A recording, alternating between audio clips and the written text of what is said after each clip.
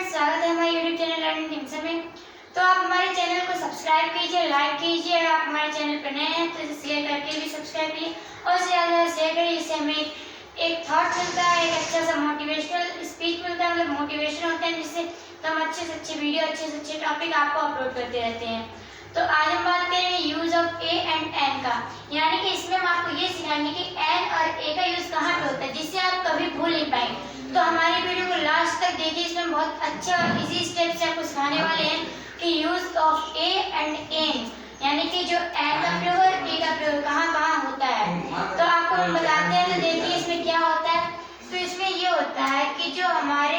ए का यूज होता है वो कॉन्सोनेंट के लिए होता है, यानी कॉन्सोनेंट यानी कि ए आई ओ यू को छोड़कर, यानी कि ए आई ओ यू और ई, इनको छोड़कर जो बच्चे हुए हमारे शब्द होते हैं, यानी जो अल्फाबेट्स होते हैं, यानी कि बी हो जाएगा, सी हो जाएगा, डी हो जाएगा, यानी जो भी होते हैं बचे हुए, इनको छोड़ के, इन पांच को छोड़कर उसका जो वर्ड होते हैं उनके आगे यानी कि ए का प्रयोग होता है। अब देखिए हम आपको कुछ एग्जाम्पल देते हैं। एग्जाम्पल के तौर पर देखिए कि हम कोई भी शब्द ले लेते हैं, जैसे कि हमने ले लिया ताज।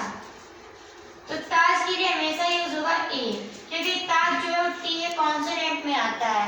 ऐसे ले लेते हैं हम बर्ड, तो यहाँ पर ए वर्ड होगा, एन वर्ड नहीं होगा, क्योंकि जब बर्ड को लिखेंगे तो हम कोई भी सेंटेंस बनाएंगे, आकाश में एक चिड़िया उड़ रही थी तो हम a bird was flying in the sky, हम ये नहीं कहेंगे कि एन वर्ड, क्योंकि एन अगर हम लगा देंगे यहाँ पर तो हमारा एन जो है वो गलत हो जाएगा, जो हमारा ए होगा वही हमारा करेक्ट किया जाएगा। तो उसके बाद हम बात करते हैं एन का, यानी कि जो एन का प्रयोग है वो कहाँ पे होता है, ये देखिए। तो आप पहले इसको देख लीजिए, जो ए ई आई ओ यू, यानी कि छोड़कर इन अल्फाबेट्स को छोड़कर जो बचे हुए अल्फाबेट्स होते हैं उसमें यूज होता है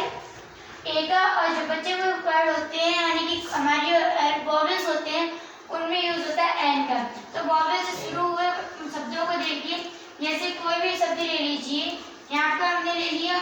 कोई भी ले लेते हैं, जैसे कि एग्जाम्पल ले लीजिए एलिफेंट,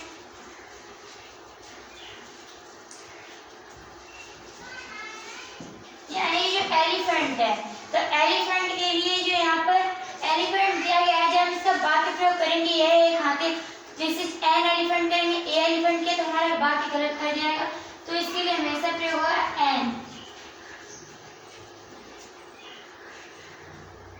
अब देखिए कि हम आपको बताते हैं कि इसमें बचे हुए जो हमारे अल्फाबेट्स है इसका प्रयोग तो हो गया है, लेकिन गलतियां कहाँ पे होती है वो गलतियां आपको हम नोट कराते हैं कि देखिए गलतियां कहाँ पे होती हैं। जो हमारी गलतियां कॉमन होती हैं वो ये होती है कि कुछ वर्ड्स ऐसे होते हैं जो होते तो हमारे कॉन्सोनेंट से शुरू है, यानी कि जो कॉन्सोनेंट अल्फाबेट होता है उससे स्टार्ट होती हैं, लेकिन उसमें जो उसके साउंड निकलता है, जो साउंड निकलता है वो हमारा निकलता है एक वॉवेल की तरह, यानी कि ऑनेस्ट ले लीजिए। तो इसकी स्पेलिंग होती है HONEST, यानी कि जो H है वो हमारा कॉन्सोनेंट है, लेकिन जो यहाँ पर हमारा वाक्य प्रयोग होगा तो यह एक ईमानदार आदमी है, तो हम यहाँ पे ये करेंगे कि this is an honest man, यानी कि जो हमारा ईमानदार आदमी है, एक आदमी के लिए प्रयोग किया है यहाँ पे एन, यानी कि जो ऑनेस्ट है, यहाँ पे जो इसकी साउंड निकल रही है वो एक वॉवेल की तरह निकल रही है,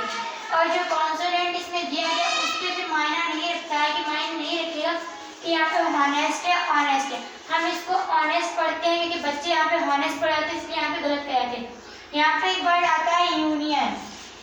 तो कोई भी वर्ड हो यूनियन का, तो यूनियन में देखिए क्या होता है, यूनियन में जो स्पेलिंग है यू की, तो उसमें देखिए यहाँ पे यूनियन के लिए यू यूज होता है, यानी कि जो हमारा उच्चारण, यानी कि जो हमारा उच्चारण करने का तरीका है वहाँ पे हमारा कॉन्सोनेंट में आ रहा है, क्योंकि यू हिंदी के उसमें देखें तो ये यू निकलेगा, लेकिन इंग्लिश में ये यू बना होता है। तो इसमें जब हम इसमें आ ई ई आई छोटी बड़ी ऐसे भी देखते हैं तो उसमें हमारा उच्चारण सेम आना चाहिए। तो यहाँ पे जैसे ऑनेस्ट है तो हमने एन का प्रयोग किया, तो यूनियन आया तो ए का प्रयोग होगा, क्योंकि अगर हम कुछ भी कहेंगे दिस इज यूनियन स्टेट तो यहाँ पर ये सही होगा। अगर हमने an union state of America कुछ भी कर दिया तो हमारा ये सेंटेंस गलत हो सकता है। तो इस प्रकार आपको हमने समझाया कि ए का प्रयोग जो होता है वो इन वॉवेल्स को छोड़कर बाकी सारे कॉन्सोनेंट वर्ड के लिए होता है, और एन का प्रयोग होता है वो अल्फाबेट कि जो वॉवेल से शुरू होते हैं वर्ड्स उनके लिए यूज होता है। और यहाँ पर हमने आपको ये बताया कि ये कुछ वर्ड्स ऐसे होते हैं जिसका उच्चारण तो वॉवेल की तरह होता है लेकिन दिखने में कॉन्सोनेंट से स्टार्टिंग होती है। तो उनमें जिन वाक्यों में यानी कि जिन शब्दों में स्टार्टिंग हमेशा कॉन्सोनेंट से हो लेकिन उनका उच्चारण करने में वॉवेल का प्रयोग हो रहा है, ऐसा लग रहा है कि वॉवेल शब्द से जैसे ऑनेस्ट तो ओ आता है, तो इन शब्दों